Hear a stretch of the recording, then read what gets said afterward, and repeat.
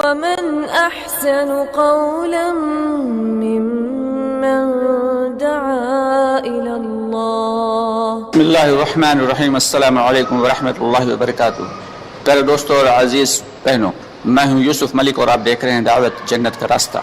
دوستوں، آگے بڑھنے سے پہلے آپ سے گزارش ہے کہ ہماری ویڈیوز کو زیادہ سے زیادہ شیئر کریں، اور اگر ابھی تک آپ نے ہمارے چینل کو سبسکرائب نہیں کیا تو اس کو سبسکرائب ضرور کر لیں اور کمنٹس باکس میں اپنی رائے کا اظہار کریں.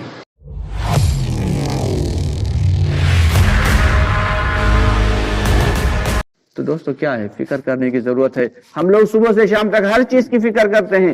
اپنے کھانے کی فکر کرتے ہیں، اپنے کپڑوں کی فکر کرتے ہیں، اپنے بچوں کی فکر کرتے ہیں، ان کی پڑھائی کی فکر کرتے ہیں، ان کے کریئر کی فکر کرتے ہیں. لیکن کیا ہم نے کبھی اپنے ایمان کی فکر کی ہے؟ اگر ہم نے فکر نہیں کی تو کیا ہوگا کہ پھر حال ہمارا وہ ہوگا کہ ہم تو اپنے آپ کو ایمان والا سمجھ رہے ہوں گے، لیکن در حقیقت ہم ایمان والے ہوں گے نہیں. ہم تو اپنے آپ کو پکا جنت کا حقدار اور ٹھیکیدار سمجھ رہے ہوں گے، لیکن ہوں گے نہیں. تو اس لیے دعوت کی عمومی محنت کی ضرورت ہے. یہ جو وقت اللہ رب العالمین نے دیا ہے، یہ سارا کا سارا وقت کس کا ہے؟ اللہ کا ہے. یہ زندگی دی ہوئی اللہ کی ہے، یہ جان دی ہوئی اللہ کی ہے. ہر سانس اللہ کی محتاج ہے. یہ بدن کی طاقت اللہ کی ہے. یہ مال دیا ہوا اللہ کا ہے. یہ گھر بھی اللہ کا ہے. جب سب کچھ اللہ کا ہے، یہ بیوی بچے بھی اللہ کے ہیں. اگر اللہ نہ چاہتا تو لوگ ڈاکٹروں کے یہاں اور جو نہ جانے کہاں کہاں چادریں چڑھاتے پھرتے، لیکن بچے ملتے ہیں بھائی. تو بیوی بچے بھی اللہ کے دیے ہوئے ہیں. تو سب کچھ جب اللہ کا دیا ہوا ہے تو اللہ کے لیے تھوڑے دن کے لیے چھوڑا جا سکتا نہیں بھائی، چھوڑا جا سکتا.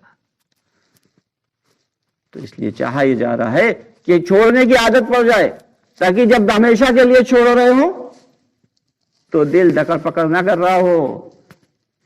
جو لوگ جماعت میں جاتے ہیں نا، کبھی چلے کبھی چار ماہ لگاتے رہتے ہیں، تو ان کے گھر والوں کو، ان کی بیویاں، ان کے گھر والے عادی ہو جاتے ہیں. کیا ہو جاتے ہیں بھائی؟ عادی ہو جاتے ہیں. ارے ہاں کہاں، وہ تو گئے جماعت میں، کہاں کتنے 4 مہینے کے لیے گئے، کتنے 40 دن کے لیے، اچھا 3 دن کے لیے، ہاں وہ تو گئے. عادی ہو جاتے ہیں. اور وہ خود بھی بندہ عادی ہو جاتا ہے کہ بچے کہاں ہیں گھر پہ، اور خود ہے مسجد کی چٹائی پہ. اور جو لوگ عادی نہیں ہوتے تو پھر کیا ہوتا ہے کہ گھر جب ہمیشہ کے لیے چھوڑنا پڑ رہا ہوتا ہے، ملک الموت آتے ہیں، کہتے ہیں چلو، تو پھر ان کے دل میں یہ آتا کہ ارے اب تو ہمیشہ کے لیے جانا ہے، اب کیا کریں. تو اس وقت کی تیاری کے لیے ہمیں ابھی سے تیاری کرنا ہے کہ وہ ہمیشہ کی تیاری ہوگی، اور یہ وقتی تیاری، اس تیاری کے لیے اس تیاری کو کرنا ہے. کیونکہ مرنے کے بعد پھر کوئی چیز کام نہیں آئے گی، کوئی چیز کام نہیں آئے گی، الا یہ کہ جو نیک اولاد ہو وہ کچھ پڑھ کے بخش دے، یا ہم کچھ جو نیک اعمال ایسے کر گئے ہوں جو ہمارے لیے ہمیشہ کے لیے صدقہ بنتے رہیں، یا پھر وہ جو ہم نے نیک اعمال کر کے رکھے ہوں وہ کام آئیں گے. اس کے علاوہ دنیا کی کوئی نہ مال، نہ چیزیں، اور نہ یہ دنیا کی جتنی بھی مادی چیزیں ہیں، کوئی بھی چیز کام نہیں آئے گی. ساری کی ساری چیزیں یہیں چھوٹ جائیں گی. خالی ہاتھ آئے تھے، ننگے بدن آئے تھے، اور 2 کپڑوں میں روانہ کر دیا جائے گا. اور وہ کپڑے بھی کیسے ہوں گے؟ سلائی کیے ہوئے نہیں ہوئیں گے کہ آج یہاں سلائی ہے، کچھ فٹنگ صحیح نہیں ہے، اس کی فٹنگ صحیح کروا لیں. جو آج یہاں کرتے ہیں نا، فٹنگ صحیح نہیں ہے کپڑوں کی فٹنگ، تو وہ بغیر سلے ہوئے کپڑوں میں لپیٹ کے. اور کون لے کے جائے گا سب سے پہلے؟ گھر والے اور پڑوسی جو سب سے قریبی ہیں، وہی کہیں گے بھائی جلدی کرو جلدی کرو، موسم گرم ہو رہا، اور جو ہے بدبو پھینکنے لگیں گے، جلدی کرو. جو سب سے اپنے قریبی ہیں وہی سب سے پہلے تیاری کریں گے، وہی لے کے جائیں گے. تو دوستو، ہمیں فکر کرنے کی ضرورت ہے. موت کی تیاری سے پہلے موت سے پہلے ہمیں موت کی تیاری کر لینا ہے. اللہ کے نبی صلی اللہ علیہ وسلم نے فرمایا کہ سب سے ہوشیار آدمی وہ ہے جو موت سے پہلے موت کی تیاری کر لے. ایمان کی اور یقین کی بنانے کی محنت، یہ جو اللہ رب العالمین نے ہمیں دی ہے، اس کا سب سے چھوٹا سا جز کیا ہے کہ ہم اللہ کے راستے میں کم از کم کے درجے میں 3 دن کے لیے نکلیں، تاکہ ہمیں پتا تو چلے. ایک جگہ ہمارے ایک ریلیٹیو ہیں، رشتہ دار ہیں، تھوڑا سا جماعت کے مخالف، وقت لگا کے گئے، کہنے لگے ہاں بھائی آپ لوگوں کو تو پیسے بھی ملتے ہوئیں گے، ہم نے ہاں اچھے خاصے پیسے مل جاتے ہیں 3 دن میں، آپ کی چلنا تمہیں بھی دلوا دیں گے. بھائی جب چلو گے تبھی تو ملیں گے، جب چلو گے تو چلو گے ہی نہیں تو کہاں سے ملیں گے. کہتے نہیں بھائی کچھ لوگ جماعت والے جاتے ہیں انہیں پیسے ملتے ہیں. ارے بھائی یہاں پیسے خرچ ہوتے ہیں، ملتے نہیں ہیں، لیکن اپنی جان اپنا مال وقت جب ہم لگائیں گے اللہ کی راہ میں تبھی تو ایمان بنے گا. کیونکہ جس چیز کے اوپر جان مال وقت لگتا ہے اسی چیز کی حقیقت اور اس کی جو ہے اہمیت دل میں بیٹھتی ہے. ہمارے پڑوس میں ایک صاحب گاڑی لے کے آئے، بالکل نئی چمچماتی، کوئی ایسی 2 ویلر تھی، ایک دم گاڑی سے نئی نکور گاڑی نکلوا کے لائے اور لا کے رکھ دی باہر. کھڑی تھی کسی کام سے، اندر گئے، بچہ جو تھا انہی کا اپنا بچہ، اپنا ہی بیٹا، شیطان زیادہ تھا، بچے تو بچے ہیں وہ شیطان ہوتے ہیں، کسی کیل سے کھیل رہا تھا، آیا باہر اور اس نے اس کی جو ہے ٹنکی کے اوپر ایسے کر کے اسکریچ کر دیا. اب انہیں اتنا برا لگا کہ کیل لے کے بچے کے ہاتھ پہ اسکریچ کر دیا. کیوں بھائی؟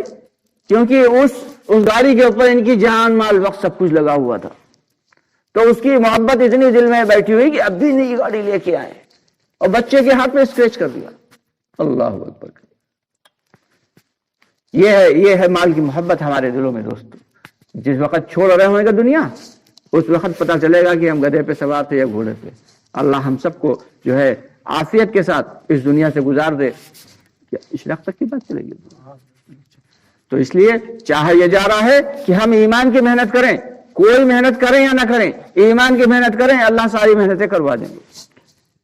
اللہ رب العالمین کیا فرما رہے ہیں کہ اللہ کے راستے میں نکلنے سے اگر تمہیں تمہارے ماں باپ، بھائی بہن، بیوی بچے، تمہارے وہ گھر جو تم نے بڑے عالیشان بنوائے ہیں اور ان میں تم خوب رہتے ہو آرام سے اور ہر آسائش کی چیز اس کے اندر تم نے بنا کے رکھی ہوئی ہے، اور تمہارے وہ کاروبار جو بڑی مشکل سے تم نے اسٹیبلش کیے ہیں اور بڑی جو مجاہدے کے ساتھ تم نے ان کاروباروں کو اپنا جو ہے ایمپائر بنایا ہے، اور تمہارے رشتہ دار اور تمہارے جو ہے کنبے والے، تمہارے خاندان والے اللہ کے راستے میں نکلنے سے مانع بن رہے ہیں، تو انتظار کرو اللہ کی پکڑ کا، اللہ کی پکڑ کا انتظار کرو. اور یہی چیزیں مانع بنتی ہیں کہ اللہ کے راستے میں تشکیل ہوئی، ہاں گئے چلو گے، ہاں جاتے تو لڑکا بیمار ہے.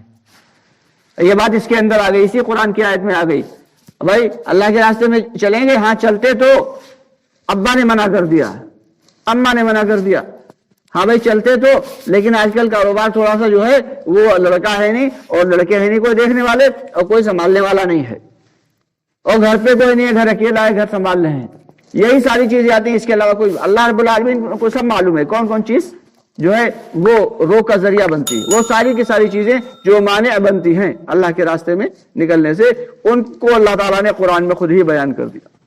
تو اس لیے ہمیں کوشش یہ کرنا ہے کہ ان تمام چیزوں کے ساتھ، ان تمام چیزوں کے ساتھ اور ان تمام حالات میں، خواہ کوئی بھی حالات ہوں، خواہ کوئی بھی پریشانی ہو، ہمیں اگر اللہ کے راستے میں جانا ہے اور ہماری ترتیب کا وقت آ گیا ہے، ہمارا وقت آ گیا ہے جانے کا، تو بہرحال نکل جانا ہے، اس سے پہلے کہ ہمارا آخری وقت آ جائے، اس سے پہلے کہ آخری وقت آ جائے. حضرت مولانا یونس خان صاحب جو مہاراشٹر کے بڑے ذمہ داروں میں اور جن کی بڑی قربانیاں لگیں مہاراشٹر میں، زبردست محنتیں انہوں نے کی، ان کے بارے میں سفر ہوا مہاراشٹر کا، تو بتانے لگے ساتھی کہ ایک دن شہروزہ کی جماعت یا غالباً چلے کی جماعت لیے بیٹھے تھے مسجد میں، اور اللہ کے راستے میں جانا تھا جماعت کو لے کے، اور کوئی تھا نہیں مضبوط ساتھی جو جماعت کو لے کے جاتا، ان کی اپنی تشکیل تھی، جماعت کو لے کے جانا تھا.